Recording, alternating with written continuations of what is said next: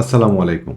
Acme pesticide এই শেয়ারটা নিয়ে আজকে অ্যানালাইসিস দিব এবং আপনাদেরকে দেখাবো যে শেয়ারটা কেনার জায়গায় আছে এবং আমি দেখাবো যে কত অল্প স্টপ লস দিয়ে এই শেয়ারটাতে এন্ট্রি দেওয়া যায়। প্রথমত শেয়ারটা একটা বায়োল্যাটারাল প্যাটার্নে আছে। প্যাটার্ন ৩ ধরনের হয় কিন্তু reversal pattern, continuation pattern, bilateral pattern. Acme pesticide শেয়ারটা বায়োল্যাটারাল প্যাটার্নে আছে। এই শেয়ারটার একটা নেগেটিভ দিক বলি, সম্ভাবনা আছে শেয়ারটা নেমে এসে কত এই 14 টাকাতে আসার।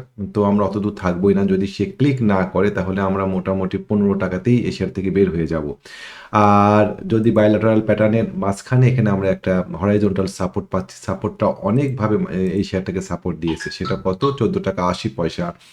এই 15 টাকার লেভেল এই জায়গাটা। এখানে একবার সাপোর্ট, এখানে একবার সাপোর্ট, একবার ২ বার বেশ কয়েকবার সাপোর্ট পেয়েছে। সুতরাং এই 15 টাকার লেভেলটাকে সাপোর্ট ধরে বা 15 টাকার ঠিক নিচে স্টপ লস ধরে এই শেয়ারটাতে আমরা এন্ট্রি দিতে পারি। আমাদের স্টপ লস হবে 15 টাকার ঠিক নিচে এবং আমরা প্রফিট টেক করব, আংশিক প্রফিট টেক করব শেয়ারটাতে এই ১৭ টাকা ৫০ পয়সায় 1:3 1:4 রিস্ক রেওয়ার্ড রেশিও চলে আসে।